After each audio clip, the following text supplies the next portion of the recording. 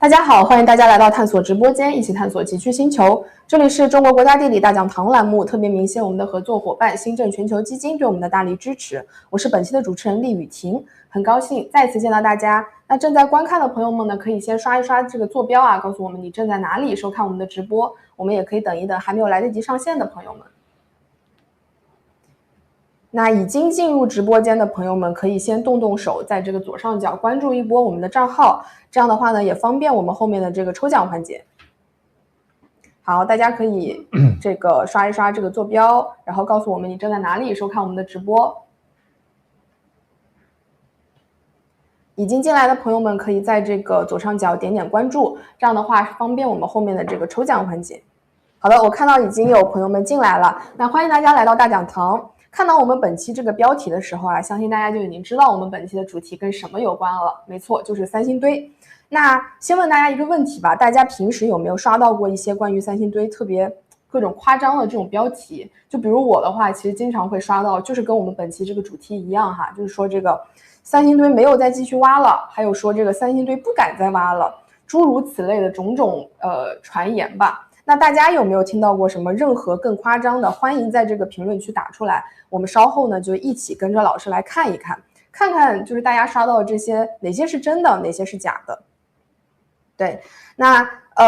除了谣言之外呢，不知道大家最近有没有关注到新闻哈？其实大概是2-3天前，我看到有一则新闻说，四川大学考古文博学院与四川省文物考古研究院合作，在国际期刊《亚洲考古研究》上发表了题为《三星堆发现青铜时代最早陨铁器物》的最新论文。然后呢，也确认了三星堆7号坑出土的铁制文物就为这个陨铁制品，它是目前中国西南地区青铜时代最早的陨铁文物，这个可以说是一个非常大的发现，所以想要跟大家提前分享一下。那我们今天呢，其实会发现，我们好像挖掘到研究，其实三星堆已经有差不多100年了，但我们好像大部分人对它还是有一点点一知半解的这个存在。那我们今天呢，就想说，既然三星堆的谣言和真相满天飞，那关于它的消息里什么是真的，什么是假的，我们今天呢就想来请到我们的专家老师到我们的现场来现场打假，现场辟谣一下。所以呢，大家今天有什么好奇的哈，千万别错过。当然呢，也希望大家在直播的过程中可以多多给我们点赞、关注、分享，支持一波我们的硬核科普节目，这对我们来说呢是非常大的支持。我们也会在未来继续给大家带来更多好玩有趣的科学知识。那接下来呢，就让我先隆重的介绍一下本期的嘉宾，也就是坐在我身边的这一位老师。李海超李老师，四川大学文古文博学院教授，三星堆遗址祭祀区5、6、7号坑发掘负责人。镜头前的大家打声招呼。大家好，我是李海超，我是川大考古系的一名老师，同时也是负责三星堆祭祀区5、6、7这3个坑的发掘负责人，大家就管我们叫坑长所以我是这3个坑的坑长对，那欢迎我们的坑长李老师来到我们大讲堂做客，也特别鸣谢我们的合作伙伴新政全球基金对我们的大力支持。那其实到这儿呢，就很想现场先给老师提一个问题哈，就是刚刚我提到的这个新闻，说这个正好老师也是这个四川大学考古文博学院的，然后这里跟研究院合作确认了这么一个新闻，想问问看老师这个发现的重要性，您能不能简单给说一说？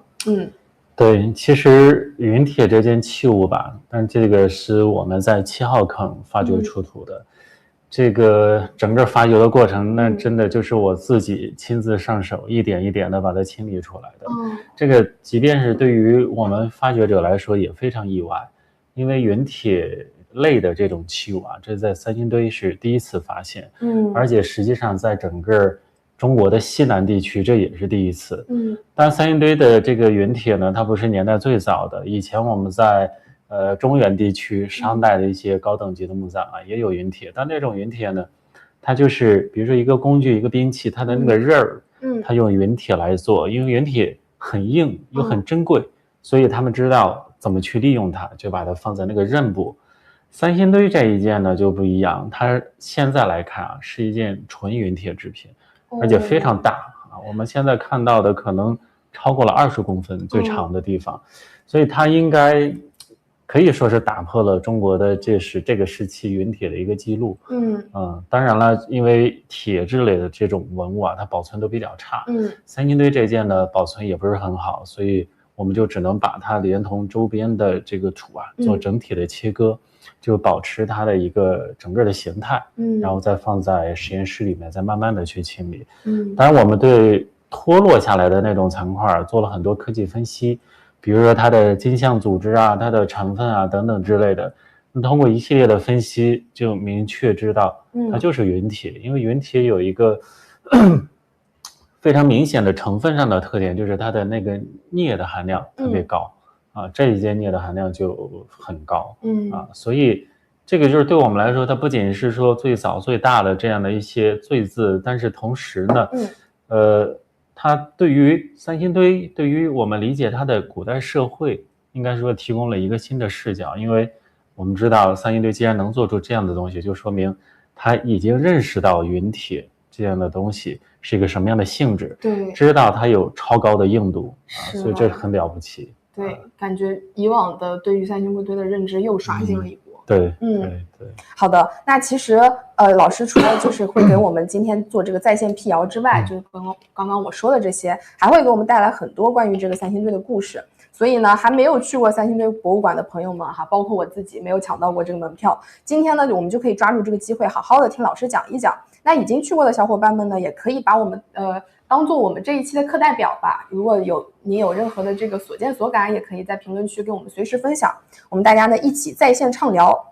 那在开始之前呢，我要再小小的插播一下我们的这个直播间的福利掉落机制。本次直播将继续进行不定时、不间断的抽奖，奖品是这本就是我们25年6月的博物杂志，里面呢也会有几页介绍到这个青铜器的这个部分，所以抽到奖的朋友们回家可以翻开好好看看。那最后呢，就请大家可以在这个左上角多多给我们点点关注、点点分享，对我们来说呢很重要。稍后呢，我就会请我们的小助手直接给大家上福袋，所以大家一定要看好这个直播间屏幕左上角，它随时会出现一个小小的红色福袋标志。如果看到了，一定要眼疾手快的点进去，通过刷评论参与我们的抽奖活动。也欢迎小伙伴在直播过程中随时在评论区跟我们打出你任何好奇的问题，以及想要对老师提问的问题。我呢会在这个过程中做一个信息的收集工作，在之后的2轮观众互动环节里面，请老师来为我们进行解答。对，所以大家一定要抓住好这个机会哈，有任何想问的，随时在评论区打。那接下来呢，就把这个时间给到我们的李老师，请他来为我们带来今天的精彩内容。好的，谢谢。现在已经是。对，大家现在导播老师可以切到这个 PPT 的页面，大家应该就可以看到我们老师非常精美的这个 PPT 已经显示出来了，是吧？对的。好的。那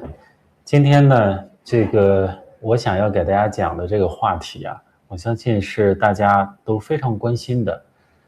就是关于三星堆的谣言与真相。为什么要讲这个话题啊？这个其实我从20年开始做三星堆的发掘研究，然后一直到现在几年的时间下来，我发现身边的很多朋友，那对于三星堆、对于考古，当然非常感兴趣。但是当他们问我说：“他在网上看见了这样一个消息，看到了那样一个消息，想问我是不是真的？”我发现实际上他们在网上能看到的信息呢，可以说是鱼龙混杂，那这里面就充斥着大量的谣言还有误解。所以作为我们一线的考古工作者来说呢，我觉得在发掘之外，去做一些科普、做一些辟谣的工作，我觉得是非常必要的。所以今天呢，我就选了几个我认为是大家关注度最高的这样几个问题来一一的向大家做一个解读，结合着我们最新的考古发现，也结合着我们的研究成果把我们考古人所知道的还有不知道的东西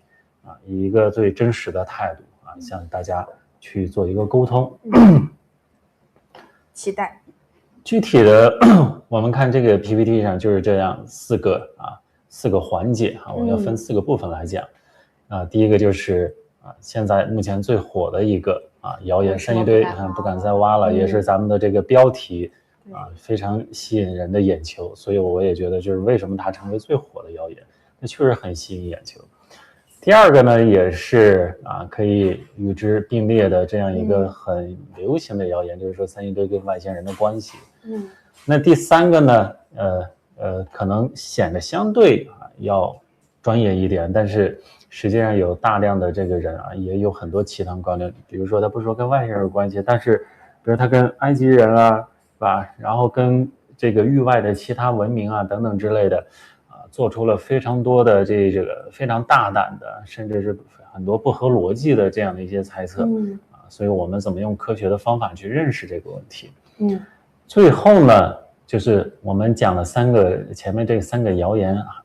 我们如何去解读？最后我想告诉大家的就是我们在三星堆一线工作的这个考古人，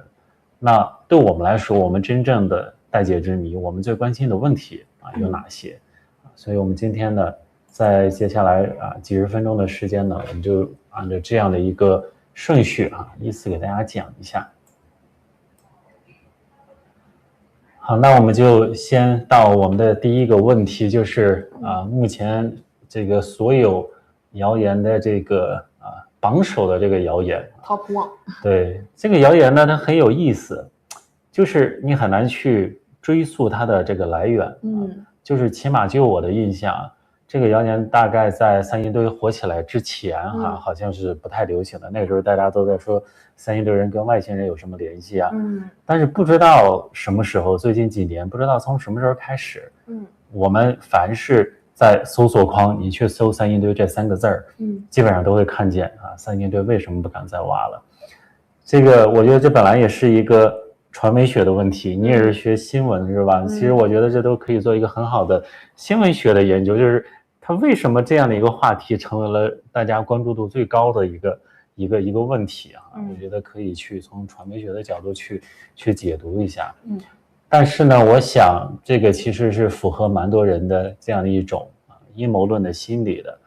大家就觉得你们在三星堆似乎挖出了什么不可见人的秘密或者是有什么样的一些阴谋所以你不敢再挖了。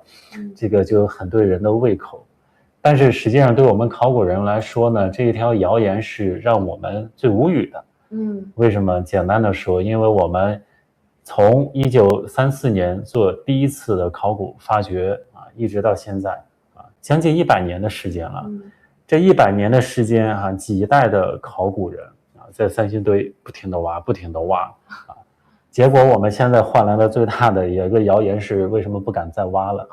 所以这个对我们来说感情上我们觉得很难接受，这个就比较讽刺。甚至于其实我们直到此时此刻我们每年四川省文物考古研究院他们有个三星堆工作站他们是做三星堆考古的主力然后还有其他的一些单位，比如说几家大学像川大北大上海大学，他们也加入了这个发掘的这个工作之中其实每年都在做这个发掘的工作。大家如果去三星堆博物馆在这个靠近三星堆博物馆要接近到达那个门口的那个路上，如果大家能够放慢车速往路两边看一看就会发现有绿色的围挡那个绿色的围挡如果再往里看，那通常就是我们正在进行的考古发掘工作所以其实这个谣言是非常容易被破解的。当然我们要想真正的去理解破解这个谣言，那我觉得就要稍微的了解一下三星堆的这样一个基本的历史那这4条呢可以说是三星堆的4个关键性的里程碑的事件1927年呢，这个是三星堆我们认定的最早的发现的这个事件。这个在广汉当地呢有一个姓燕的一个农民叫燕道成，那他呢有一天